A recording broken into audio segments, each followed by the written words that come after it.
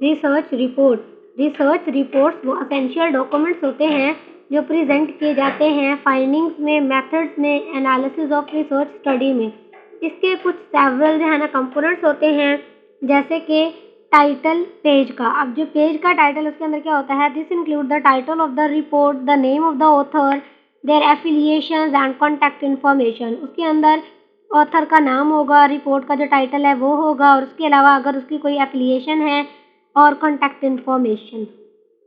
Abstract. Abstract क्या होता है, concise summary of entire report including the research question, methodology, results and conclusion.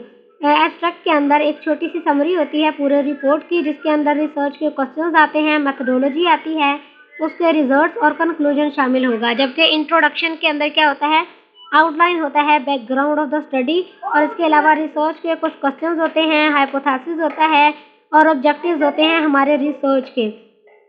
फिर आता है लिटरेचर रिव्यू। लिटरेचर रिव्यू में क्या आता है, वो रिव्यू जो review of relevant existing research and literature in the field which provide contact for the current study. जो करंट स्टडी के हिसाब से, वैसे लिटरेचर रिव्यू होता है जो किसी और ने काम किया होता है पहले से ही, उसको पढ़ना और फिर अपने रिसर्च को उससे रिलेट करके कुछ लिखना, यानी पहले जो लिखा हुआ काम है उससे अपने काम को रिलेट करना, उसको स्टडी करना थोरोली।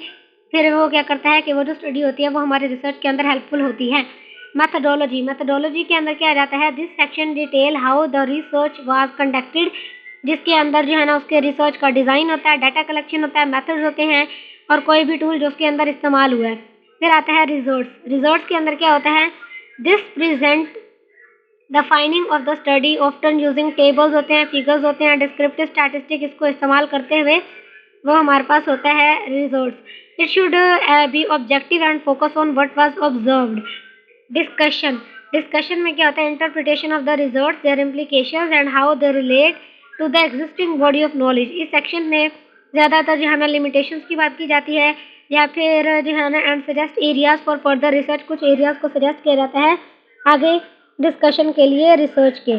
फिर है कंक्लूजन। कंक्लूजन में क्या होता है, a summary of the main findings and the significance is and their significance को हम कहते हैं conclusion. It should tie back to the research question और हाइपोथेसिस। रेफरेंसेस। रेफरेंसेस क्या होता है, किसी और के काम से अगर आपने कोई रेफरेंस लिया है, जैसे कि वो जो आपका सोर्स है, वो सोर्स कोई भी हो सकता है, वो इंटरनेट हो सकता है, और उसके अलावा वो टीचर हो सकता है, वो कोई बुक हो सकती है, उससे आपने अगर कोई रेफरेंस लिया है वो तो रिसर्च रिपोर्ट के अंदर वो देना लाजमी होता है। अपेंडिसेस। अपेंडिसेस के अंदर क्या होता है कि कोई एडिशनल मटेरियल होता है, कोई एडिशनल इन्फॉर्मेशन होती है, जैसे कि रा डाटा, क्वेश्चनियर, सप्लीमेंट्री इन्फॉर्मेशन वगैरह। अगर ये नेसेसरी हो तो डालना है, वरना अननेसेसरी होता है, ये इसको जो है ना डालना लाजमी नहीं होता। तो ओवरऑल रिसर्च रिपोर्ट क्या होती है, एक well structured and clear report होता है, जो कि बहुत जो वेल स्ट्रक्चर्ड और जो क्लियर रिपोर्ट है वो बहुत ज़्यादा ज़रूरी होता है, communicating our findings to the academic community. जो एक सेक्शन होता है, each section should flow logically and the language should be precise and objective.